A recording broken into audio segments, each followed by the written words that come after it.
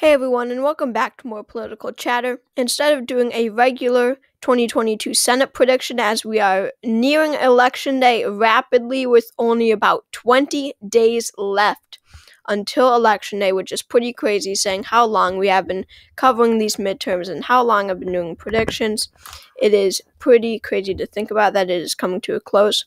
But as I was saying, instead of just doing a regular Senate prediction, I thought that today, this time, we could get a bit more specific about the margins that I think each candidate will win. So you can regard this as a Senate prediction. I will be calling each state as I always do.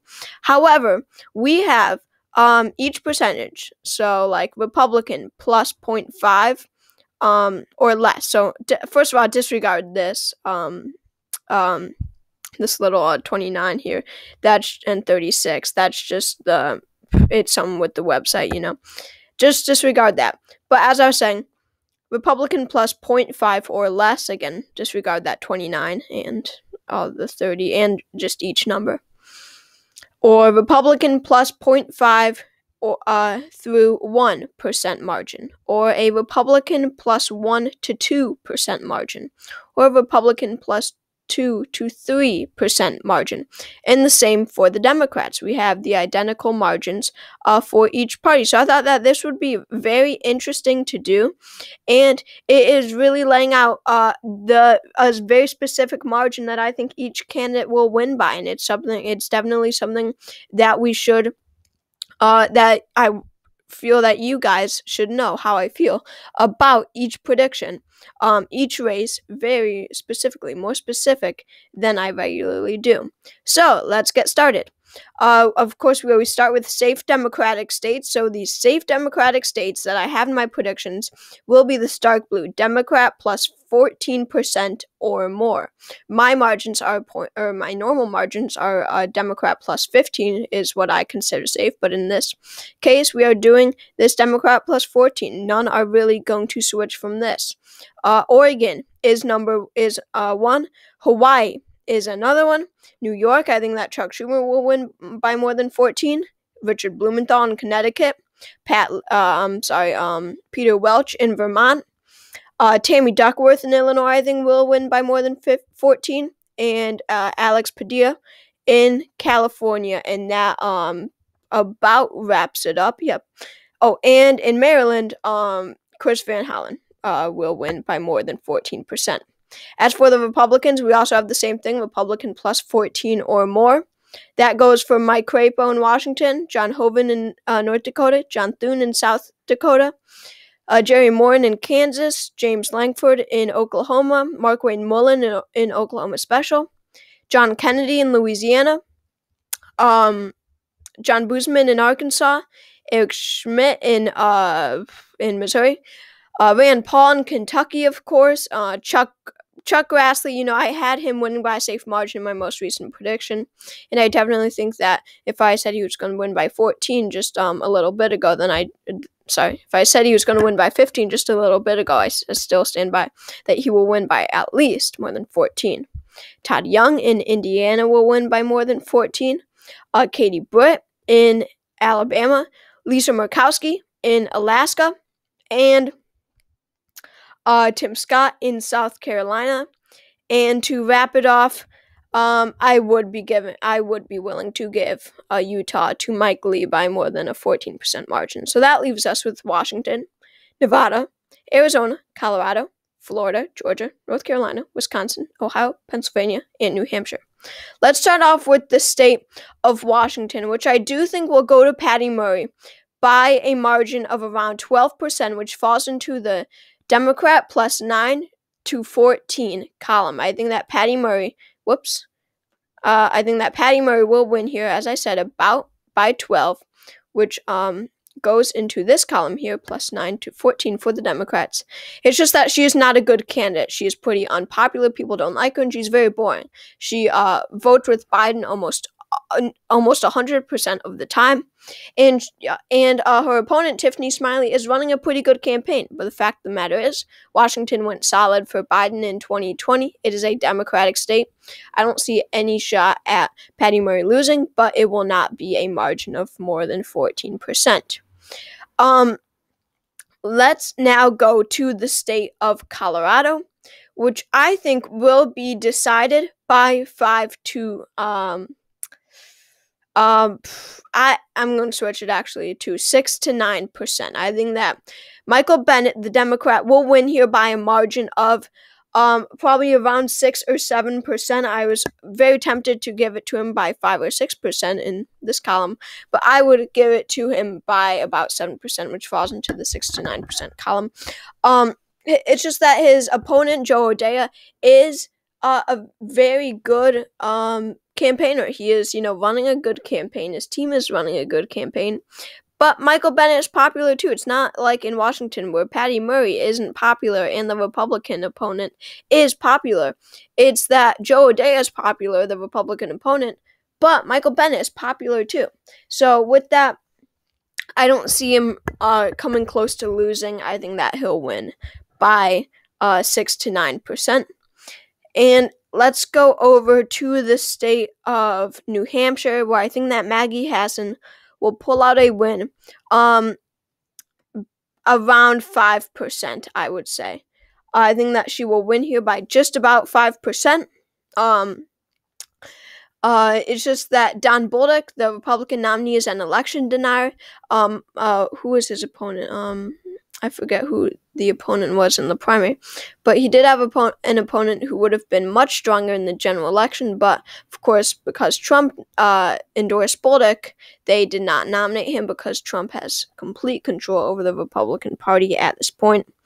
So, Don Bolduc is a very weak nominee. Maggie Hassan is running a pretty good campaign and making it clear that Don Bolduc is an extremist. I see her winning by a 5 to 6% margin come November.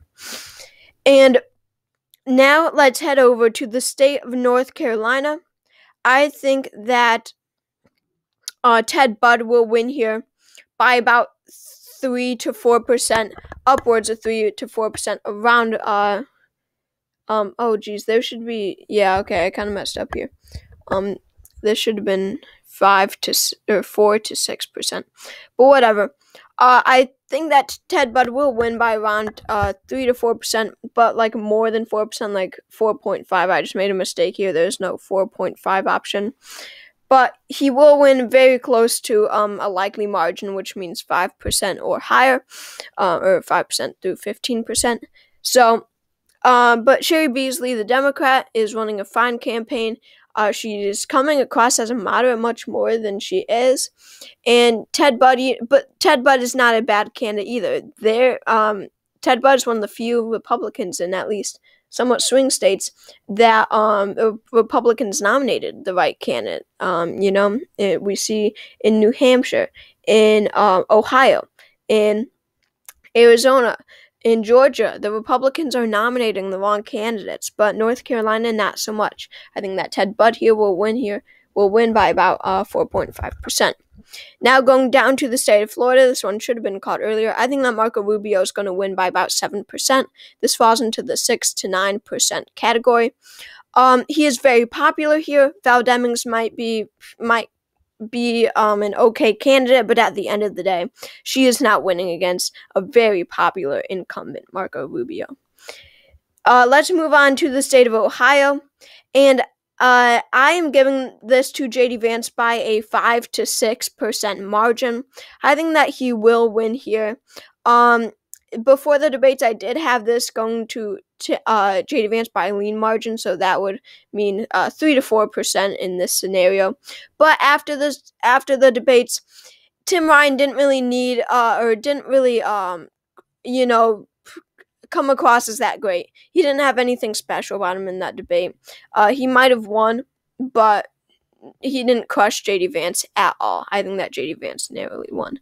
But therefore, I would put this back into the more likely column for the Republicans, and I think that they will be able to win here come November by 5 to 6%. And wait, this. All right, never mind. But geez, there's very little difference in those colors. But anyway, let's move on to the state of Wisconsin, where I think that the Republicans will win by 3 to 4%. Ron Johnson is the incumbent here, being challenged by Mandela Barnes.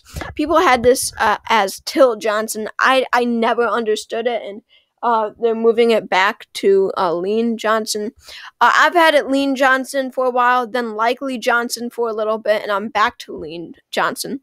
Mandela Barnes did do good in the debates, but still, that's just not enough to win in a state like Wisconsin, even though it did go to Biden. Republicans do better here than Democrats. I mean, look at their congressional districts. Republicans have like 6 congressional districts here, and the Democrats have 2. Wisconsin is more of a Republican state than a Democratic one. And Mandela Barnes being so progressive, I don't see him having a shot against an incumbent governor. I'm giving this to Ron Johnson by 3 to 4%, upwards of 4%. 3.5 I'd give it. And now let's move on to the state of Georgia, where I think that Raphael Warnock will win here by 1 to 2%. Herschel Walker didn't do as bad as expected in the debate. He still failed. Raphael Warnock definitely won the debates, don't get me wrong. And especially after the new scandals that came out about Herschel Walker and his ex-girlfriend's abortion, and him paying for it, and him encouraging her to get another one for the second baby, and she refused. All this stuff about him. There are too many scandals about Herschel Walker for him to win. I had this going to Raphael Warnock by a tilt margin for a while. Earlier, I had it going to Walker by a tilt margin, like in the beginning of the year, and until like the beginning of summer. But after all this more October surprise news about Herschel Walker, I don't see him winning at all. And I think that Raphael Warnock will do even better than before. I think he's going to win here by a lean margin, 1 to 2% about.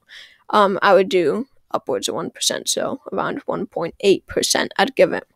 And going to Arizona, I had, in my most recent projection, I had Mark Kelly winning in Arizona by a tilt margin. Before that, it was lean, so that was a major downgrade for the Democrats in my prediction. And that was after the debates where Blake Masters actually did pretty well. But as more time passes, I'm going to move Arizona back to lean, lean Mark Kelly, and I think he's going to win here by about 1 to 2%. Probably on the lower side of 1%, so like 1.2%. I think he's going to win by here. Blake Masters is just not a good candidate, and Mark Kelly is just running so many ads that Blake Masters might have done well in the debates, but voters are going to see ads more than the hour-long debate, okay? They're going to see like 2 hours worth of ads. So I think that Mark Kelly wins by about 1 to 2%. And then we have Nevada. Nevada, I have had going to the Republicans for a while now, and really I would keep this characterization of tilt Republican, and I don't see this as even a 0.8% race for the Republicans. I see this being around 0.3 or 0.4. I think that this will be the closest race in the Senate elections. And I've stood by that for a while, and I stand by it now. I think that Nevada will be incredibly close, about 0.3% margin, and I think that Adam Laxalt will be able to win here. Catherine Cortez Masto, like let's see, I had just said it before. Boring Republicans. I don't know why I said it. Boring Democrats. I just said it before somewhere, but Catherine Cortez Masto is going to be seen as too establishment for the Democratic Party, or for the independent voters. She's going to be seen as too closely aligned with the establishment Democrats. It was Patty Murray who I was talking about, and I remember. And Adam Laxalt is making that known. Plus, the Laxalt name is known throughout Nevada. Definitely a prominent Nevada family, and I see him very narrowly being able to pull out a win, but with Roe v. Wade being overturned, that could definitely energize Democrats to turn up for Catherine Cortez Masto. Remember, Emily's List is a big supporter of them. They fund money into that race for Catherine Cortez Masto. And but I think that Republicans will flip the seat at the end of the day. So the last state is the state of Pennsylvania. I guess I should save Nevada for the end because I think it will be the closest state. But I still do think that John Fetterman will win this race. I think that it will be extremely close. I'm giving it to him by a margin of around 0.8%. I think that he will win here, but not by a lean margin as I had before. I think it's going to be tilt for Fetterman around 0.8%, as I said. So that means 0.5 to 1%. Fetterman, he's a pretty good candidate, but every day he just goes more and more downhill while Oz goes more and more uphill. But still, by election day, I think that Fetterman will still be up in Pennsylvania. I mean, remember, polls showed him with a 16-point lead, and I know that's extremely inaccurate, but it definitely does prove something, that Fetterman does have a lead over Dr. Oz. So, thank you all for watching this video, and just so you know, I know it won't tell you, well, it kind of can, you can see the line going split down. That means that I do believe that the Senate will be split 50-50 on election night, and that the Democrats will keep control as they have the tie-breaking vote, Kamala Harris. So thank you all for watching this video. Make sure to subscribe to my channel if you haven't already. Comment video ideas down below, and I'll see you all next time. Thanks again.